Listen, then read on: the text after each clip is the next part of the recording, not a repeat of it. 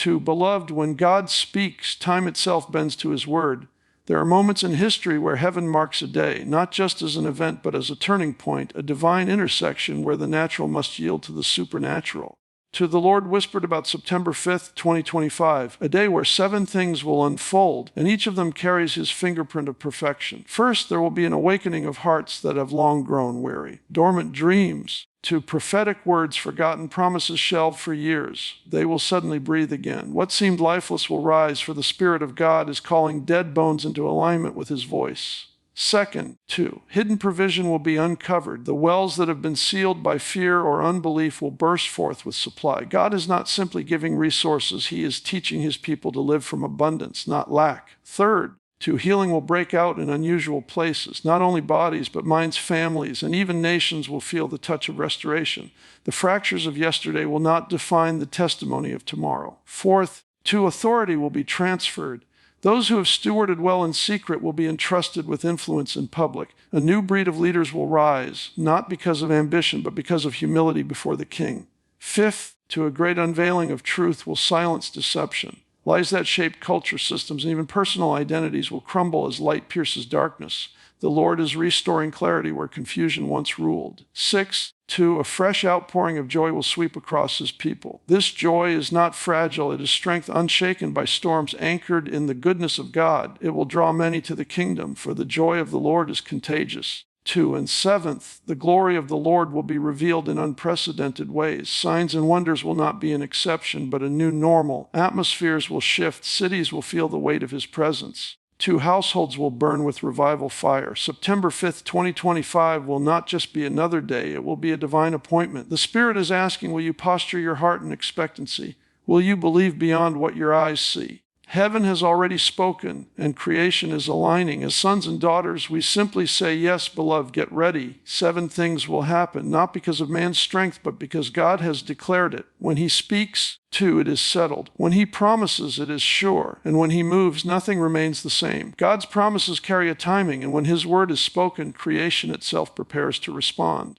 2. Nothing in heaven or on earth is idle when God releases a word. The moment he speaks, the atmosphere shifts, the unseen realm begins to move, and all of creation positions itself in obedience to what has been declared. 2. The earth does not argue with him. The stars do not resist his command. The seas do not question his authority. When the Lord has set a time for fulfillment, all of creation leans in to make room for his will. So often, we struggle because we expect God's promises to unfold according to our schedule. But the truth is his timing is perfect, and every delay is filled with purpose. A seed planted does not bear fruit overnight. 2, it must sink into the soil, endure the hidden process, and allow the rain and the sun to do their work. In the same way, when God speaks, the promise may look delayed, but in reality, 2, heaven is orchestrating every detail so that when the time arrives, nothing is missing and nothing is wasted. When his word goes forth, angels are dispatched, doors begin to unlock, and hearts that were once closed begin to soften. 2, the Spirit of God moves quietly in the background, arranging alignments, shaping circumstances, and preparing people for encounters they never anticipated. What feels like silence is often heaven's busiest season. 2, the unseen preparations are far greater than what our natural eyes can recognize. This is why it is essential to trust not just the promise, but also the timing of the promise. God does not simply speak to comfort us. 2, he speaks to create. His word carries within it the power to form reality. If he says healing is coming, then even cells within a broken body begin to stir. If he declares provision, 2, then hidden resources begin to shift hands and move toward the appointed place. If he speaks of revival, then dry hearts and barren lands begin to anticipate the reign of his Spirit. 2, creation itself is prophetic. It testifies that God never misses his timing. The sun rises and sets in its appointed rhythm. Seasons change without fail. Oceans stop where he commanded them to stop. 2, nature obeys him without resistance, and we too are invited into that same trust.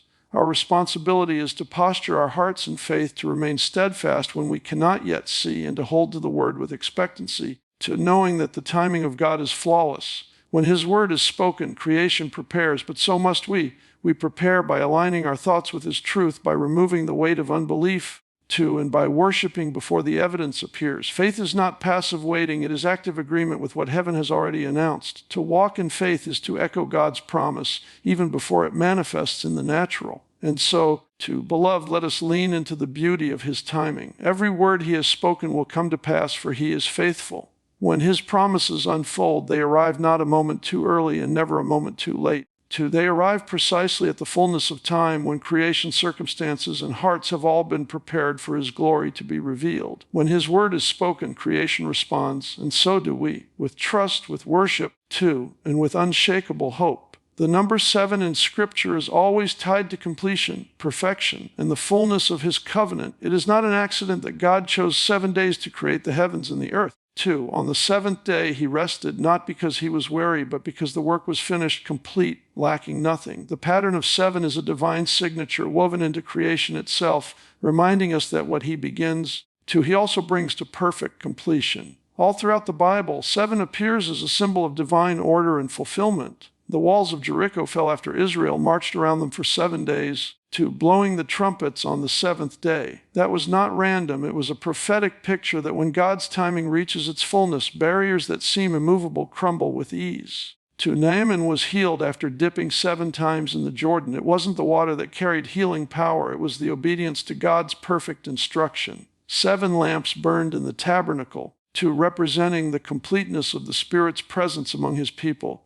The book of Revelation is filled with 7s, 7 churches, 7 seals, 7 trumpets, 7 bowls, all pointing to the final perfection of God's plan and the consummation of his covenant with mankind. 7, in essence, is heaven's way of declaring, it is finished. It reminds us that God does not leave things half done. His promises do not expire. His word does not return void. When he speaks, there is a process, and when that process reaches its 7th moment, nothing can stop its manifestation. The number 7 anchors our faith in the character of God, assuring us that no matter how unfinished things look in the present, he is moving them toward perfection. 2. This covenantal fullness is not just historical, it is prophetic for our lives today. Many of us stand in the tension between promise and fulfillment, between seed time and harvest. 2. We see glimpses of what God has spoken, but not yet the fullness of it. In those moments, the number 7 reminds us to wait in faith, because God is not a man that he should lie. His timing carries perfection. 2. His process carries wisdom. His completion carries glory. 7 is also the number of covenant blessing. The Sabbath, the 7th day, was given as a covenant between God and his people, a reminder that they were set apart to live in his rest. Jubilee came in the cycle of 7 sevens, 49 years, ushering in freedom, restoration, and reset for the entire nation. 2. Each pattern shows us that when God's cycle reaches its fullness, what was bound is released, what was broken is restored, and what was lost is returned. So when we see the number 7, we should not see it as a mere figure, but as a divine invitation to trust. It is heaven's whisper that God is still writing the story. It is a call to remember that he finishes what he starts. 2. And it is a reminder that his covenant with his people is not fragile but eternal, not partial but whole. Therefore, when God declares 7 things or marks a moment with 7 signs, 2, we can be certain that he is sealing it with his perfection. We can lean on the assurance that his covenant is not incomplete, his power is not lacking, and his faithfulness will never fail. 7 is the language of heaven's completion, and those who walk with him will always taste the fullness of his promise. September 5th, 2025 is not just a date on the calendar. It's a prophetic marker in the spirit. Haven does not look at time the way we do. For us, a date may seem ordinary, one day following the next, but for God, every moment carries significance. There are days when eternity leans into time, when God himself marks a season. And everything in creation must adjust to his divine announcement. September 5th, 2025 carries such a weight. It is not about numbers on a page, but about the alignment of heaven's agenda with earth's readiness. Throughout history, God has set markers in time that release new seasons. Passover was a marker, Pentecost was a marker, the Day of Atonement was a marker. These were not random dates, but appointments where heaven and earth collided in power. In the same way, September 5th, 2025 is a prophetic signpost. It signals that something has reached fullness, that a shift has been decreed and that the people of God must posture themselves to receive. When God sets a prophetic marker, it is not for curiosity, but for preparation. He reveals his time so his people can align their hearts, lift their expectation. And step into the flow of his spirit. To ignore a marker is to miss an invitation, but to embrace it is to walk in unusual favor. September 5th, 2025 will not be business as usual. For some, it will be the unlocking of long-awaited promises. For others, it will be the birthing of new assignments. For many, it will be the day they recognize that what they carried in faith for years is suddenly unfolding in reality. 2. This marker is also a call to the church to awaken. Too often we treat prophecy as entertainment, forgetting that prophecy is an invitation to posture ourselves for obedience. God is not merely announcing events, He is shaping a people. September 5th, 2025 carries the weight of awakening, of shaking, and of establishing. It will mark a dividing line between what has been and what is about to be. In the spirit, 2. Markers are not about dates alone. They are about kairos, moments, the appointed time of God. Chronos is human time, the ticking of the clock, but kairos is divine time, the fullness of God's plan intersecting with the earth. 2. September 5th, 2025 is a kairos marker. Heaven is declaring, pay attention, prepare yourselves, something is about to shift. And so this day is not to be feared but embraced. 2. It is not a warning of disaster but a promise of divine alignment. It is a reminder that God rules over time and history, and He knows exactly when to reveal His glory. As sons and daughters, 2. We do not merely count the days, we discern them. We look at September 5th, 2025, not with natural eyes, but with spiritual expectancy. We declare by faith that it will be a day of unveiling, of breakthrough, of fullness. Therefore, let us not treat it as an ordinary square on the calendar. It is a prophetic marker in the spirit, a reminder that heaven has not forgotten us, that promises are ripening. 2. And that the King is orchestrating His purposes with precision. September 5th, 2025 will testify that God's timing is perfect, His covenant is sure, and His word never fails. Heaven is announcing a shift. 2. And those who carry faith will step into unusual favor and breakthrough. Every season in God's kingdom begins with a sound, a declaration, a stirring in the spirit before it manifests in the natural. 2. The shift is not first felt in economies, governments, or culture. It is first discerned in the hearts of those who walk closely with the Lord. Heaven speaks, and those tuned in to His voice begin to sense that something is changing. 2. It is like the first breeze that signals a storm or the faint light on the horizon before the sun rises. The Spirit is whispering to His people that the time of transition is upon us. 2. And those who believe will not just survive it, they will thrive in it. This kind of shift is not ordinary. It is the type that redefines seasons, opens doors that have long remained shut. 2. And positions God's people in places they could never reach in their own strength. Favor is not random. It is heaven's recognition of faithfulness, obedience, and alignment. Those who have stewarded the secret place, 2. Who have prayed when no one saw, who have carried promises in the dark, are the ones about to step into visible favor. What they carried privately, God is about to display publicly. 2. This is not about titles or platforms, but about faith that has remained steady in the unseen. Breakthrough always follows a shift. The walls of Jericho did not fall until Israel shifted their obedience from silence to a shout. 2. The Red Sea did not part until Moses shifted from fear to lifting his staff in faith. Breakthrough is not just about God's power. It is about His people aligning with heaven's timing. Right now, 2. Heaven is announcing that this is the hour to believe again, to lift our eyes from the impossibility of circumstances and fix them on the God who opens ways where there are none. 2. Unusual favor means doors will open that logic cannot explain. It means opportunities will arise that education, background, or resources could never secure. It means sudden reversals where those counted out are brought in. 2. And those overlooked are chosen. Heaven's shift brings divine acceleration.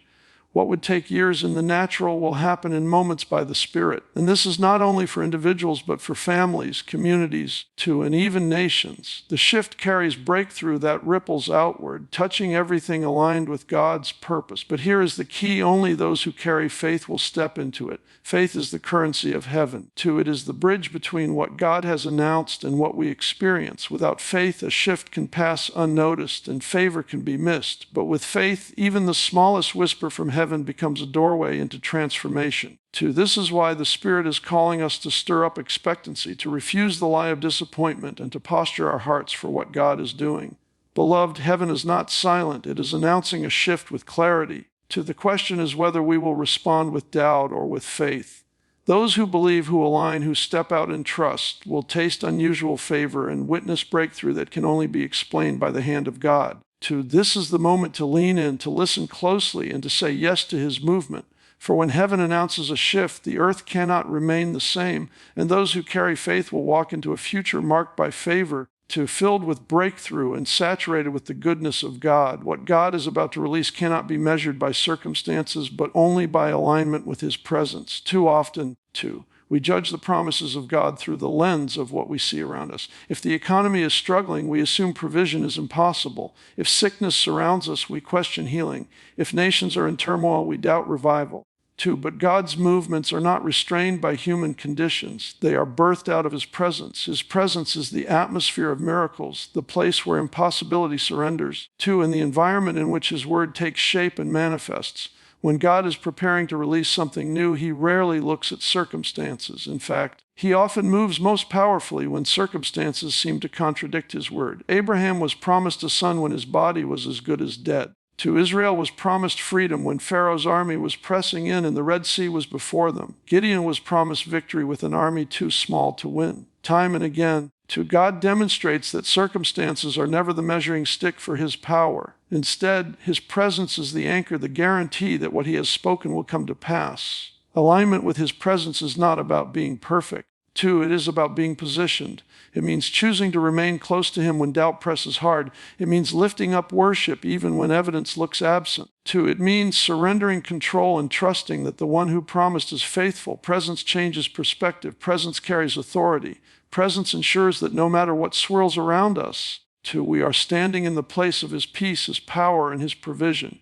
What God is about to release is beyond human measurement because it belongs to the realm of the Spirit. It cannot be calculated, predicted, or explained by statistics. It will not make sense to those who only look at the natural. But to those who live in alignment with His presence, it will be clear this is the Lord's doing, and it is marvelous in our eyes. There is no formula to unlock it, only intimacy. There is no strategy that can manufacture it, only surrender. The measure is not how strong the storm is, but how near we are to the one who calms it. When God releases His glory, revival comes not because the environment is ripe, but because His people are hungry for Him. When He releases provision, it flows not because the markets are stable, but because His children are aligned with His covenant. 2, when He releases healing, it is not because the medical reports are favorable, but because His presence carries wholeness. His presence is the place of release. 2, an alignment with Him is the key to experiencing what cannot be measured. Beloved, lift your eyes above the circumstances. Do not let what you see dictate what you believe. God is about to release something greater, 2, something unusual, something that bears His fingerprint alone.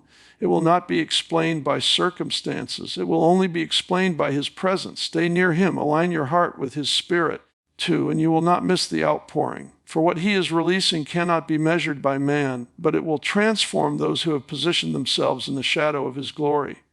When God says something will happen, 2, our responsibility is to posture our hearts in expectation, not in doubt. The greatest battle we face is not always with circumstances, but with the posture of our own hearts. God speaks with absolute certainty, 2, but we often receive His word through the filter of our experiences, disappointments, and fears.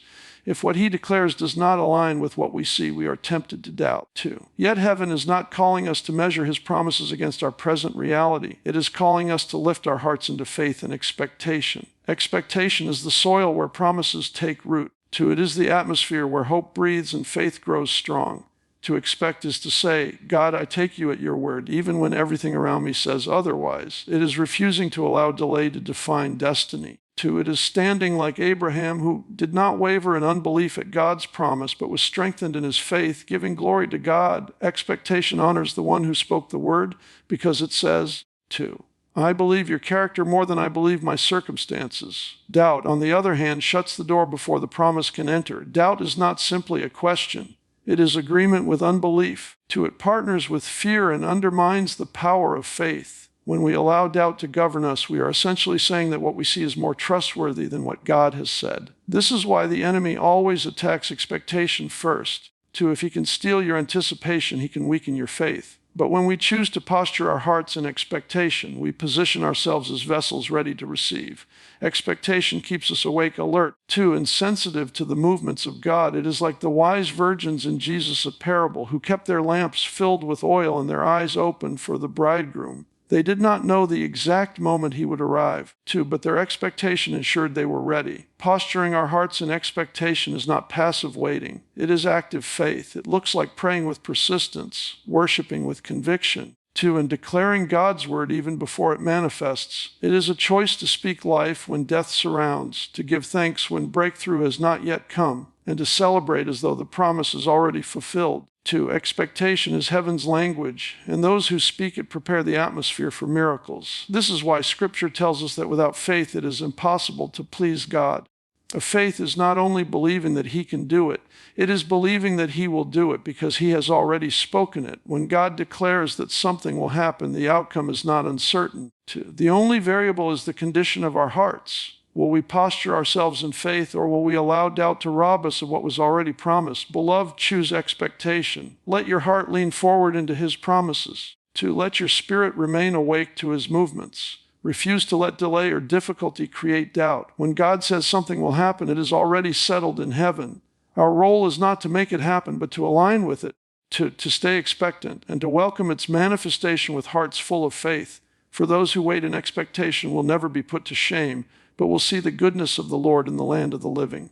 Beloved, too, as we have walked through this message, we have seen that when God marks a moment, it is not random, it is intentional, it is prophetic, and it carries His seal of completion. September 5th to 2025 is not just a date, but a divine appointment, a reminder that heaven is moving, promises are maturing, and breakthrough is drawing near. The number 7 reminds us that God always finishes what He starts. His presence, to not our circumstances, is the measure of what is possible. His voice carries authority, and our posture of expectation is the key to stepping into unusual favor. Heaven is announcing a shift too, and those who walk by faith will not be left behind. They will see doors open, provision released, healing poured out, and His glory revealed in ways that cannot be explained by human logic. This is the time to lean in, to align with His Spirit, and to believe that when God says something will happen, it is already settled.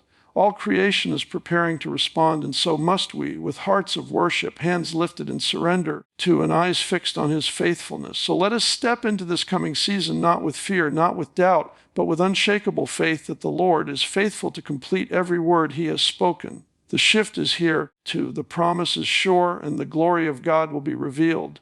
Thank you for leaning in. Thank you for listening with expectancy, and thank you for standing in faith.